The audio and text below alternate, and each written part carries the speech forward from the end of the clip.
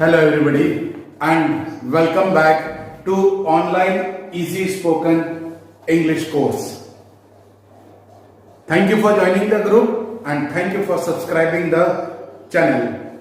This is our third video. ये हमारा third video है. In our last video we have seen कि जब हम इंग्लिश की बात करते हैं तो इंग्लिश जो है वो एक लैंग्वेज है और लैंग्वेज को सीखने के लिए स्किल्स की जरूरत होती है और वो 4 स्किल्स होती हैं LSRW, listening, speaking, reading and writing. और ये जो पैटर्न ऑफ लैंग्वेज लर्निंग है ये international world wide accepted pattern of language learning है LSRW. अब आज के हमारे इस वीडियो में हमें ये देखना था कि अभी तक हमने किन पैटर्न्स पर पढ़ा या किन पैटर्न्स पर सीखा या किन पैटर्न्स पर हमें पढ़ाया गया और उन पैटर्न्स में अपनी क्या कमियां थी जिसकी वजह से हमें इंग्लिश नहीं आई. क्यों? क्योंकि यदि सही पैटर्न पर पढ़ाया गया होता तो हिंदी मीडियम 6th क्लास के बच्चे को भी इंग्लिश में बातचीत करना आना चाहिए. ये मैंडेटरी होना चाहिए. लेकिन अगर हम अभी तक इंग्लिश लैंग्वेज में कंफर्टेबल नहीं है तो क्यों नहीं है?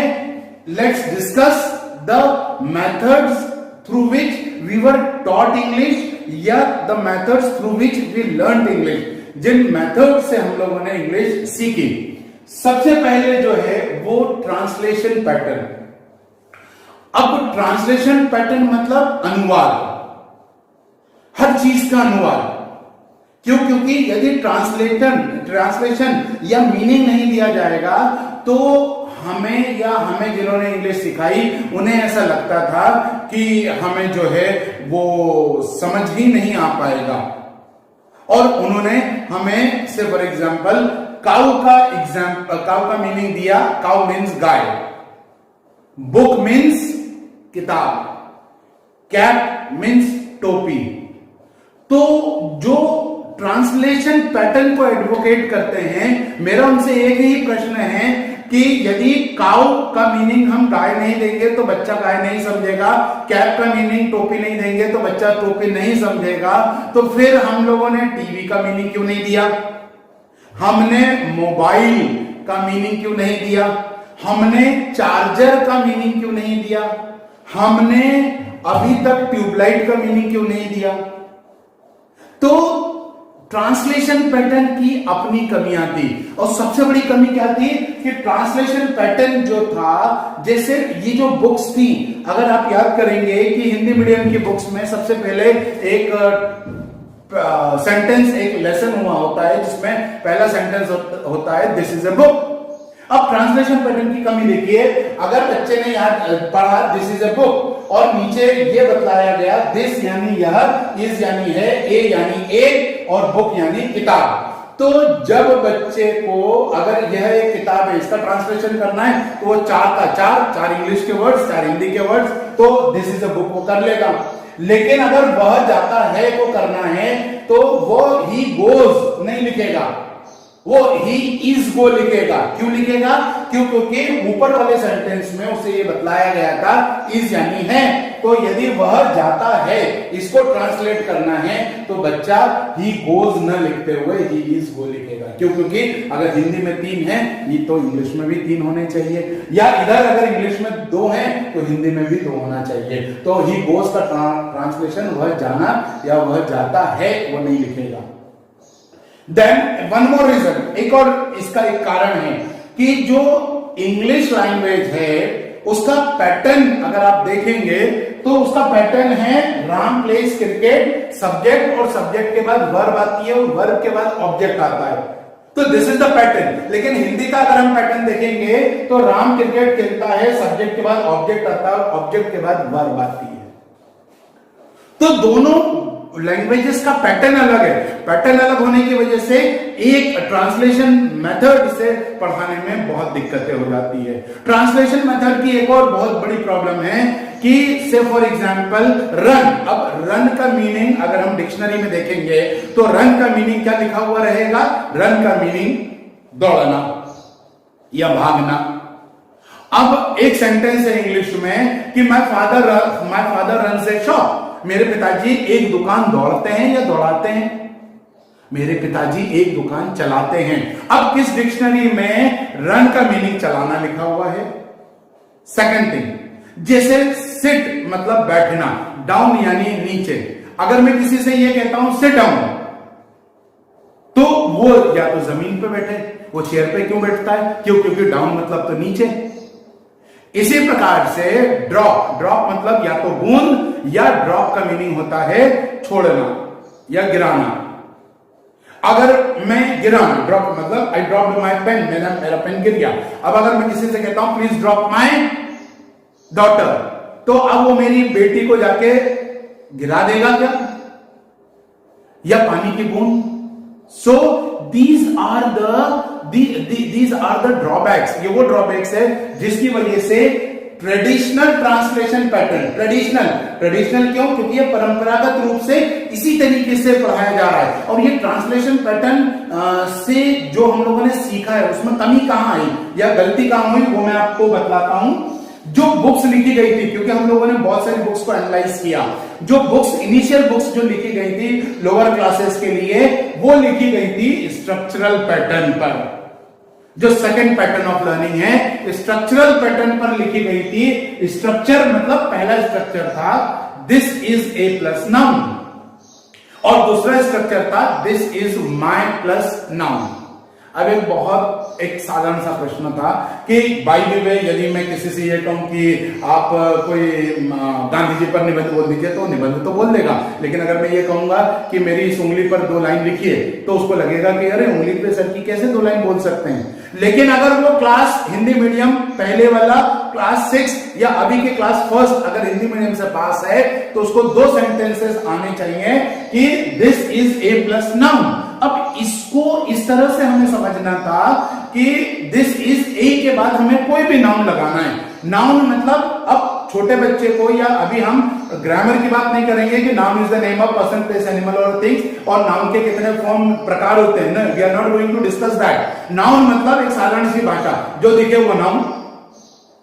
तो अगर हम इसको ट्रांसलेट करते, जैसे दिस इज ए बुक, अगर इसको हम ट्रांसलेट करेंगे या दिस इज ए कैप, तो हमारे पास एक ही सेंटेंस होगा, यह एक किताब है या यह एक बुक है। लेकिन अगर हम ये कह देंगे कि दिस इज ए नाउन, कोई भी नाउन लगाओ, तो जो भी लर्नर्स हैं या बच्चा है यहां से जाएगा तो क्या बोलेगा? This is a board, then this is a board, this is a mobile, this is a fan, this is a tubelight. और हम उससे ये कहेंगे कि बाहर जाओ और जो दिखे वो नाउन, तो वह हो सकता है दिस इज ए खंबा बोल दे, दिस इज ए ट्री बोल दे। अब खंबा बोल दिया तो खंबे को हम नेक्स्ट डे ये देख सकते हैं कि उसको हम इंग्लिश का वर्ड सब्स्टिट्यूट दे सकते हैं। लेकिन कम से कम वो सेंटेंस तो बोले। अगर हमने इस तरीके से स्ट्रक्चरल पैटर्न बहुत सारे सेंटेंस बनाने बोलते कि दिस इज ए के बाद कोई भी नाउन लगाओ, तो कम से कम बच्चा 10 से 20 सेंटेंस एक दिन में बना लेता। लेकिन हमने क्या किया, एक उसके पहले दिस इज माय, अब अगर एक दूसरा सेंटेंस, दूसरा स्ट्रक्चर था this is my plus noun, तो अब माय के बाद जितनी भी चीजें हैं वो सब उसकी हो गई। तो वो बोल सकता था this is my board, this is my mobile, this is my sir, this is my classroom, then this is my dog.